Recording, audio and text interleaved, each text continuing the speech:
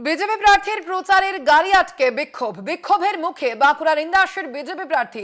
গ্রামবাসীদের বিক্ষোভের মুখে পড়লেন এই বিজেপি প্রার্থী, যে ভিডিও ইতিমধ্যে ভাইরাল হয়েছে। দেখাচ্ছে আপনাদের সেই ভিডিও। বিজেপি প্রার্থীর প্রচারের গাড়ি আটকে বিক্ষোভ দেখান গ্রামবাসী। বিজেপি প্রার্থীর প্রচারের গাড়ি আটকে এই বিক্ষোভ। আমরা কথা বলবো, ইনি আমাদের সঙ্গে ফোন লাইনে রয়েছেন প্রতিনিধি সৈয়দ মফিজুল হুদা। মফিজুল, যে বিষয়টি অর্থাৎ যে ছবি আমরা দেখতে পাচ্ছি ইতিমধ্যেই বিজেপি প্রার্থীকে ঘিরে বিক্ষোভ দেখানো হয়েছে গ্রামবাসীদের তরফ থেকে, ঠিক কি কারণে এই বিক্ষোভ গ্রামবাসীর?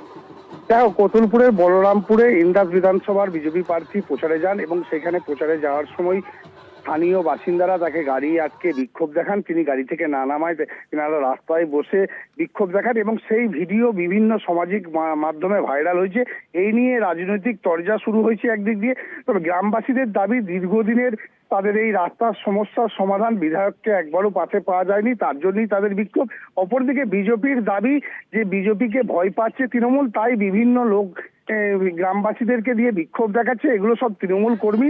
এবং অন্যদিকে তৃণমূলের দাবি, বিজেপি বিধায়ক গত 5 বছরে এলাকার কোনো রকম উন্নয়নে যায়নি এবং এলাকায় মানুষের খোঁজ খবর নেয়নি, তাই এই ভোটের সময় এলাকার মানুষ বিক্ষোভ দেখাচ্ছে, এমনটাই জানা যাচ্ছে। এ বিষয়ে শাসক দলের কি প্রতিক্রিয়া মফিজুল? তৃণমূলের তরফ থেকে জানানো হয়েছে যে বিগত 5 বছর এলাকায় বিধায়ককে সেইভাবে দেখা যায়নি এবং মানুষের সমস্যার কথা তিনি তুলে ধরেননি এবং মানুষের সমস্যার সমাধান করেননি, যেগুলো আগামী ভোটে মানুষকে প্রতিশ্রুতি দিয়েছিলেন। তার জন্যই তিনি এই বিক্ষোভের মুখে পড়ছেন, এমনটাই জানাচ্ছেন শাসক দল। ধন্যবাদ তোমায় মফিজুল। আমরা কথা বলছিলাম, ফোন লাইনে ছিলেন প্রতিনিধি সৈয়দ মফিজুল হুদা।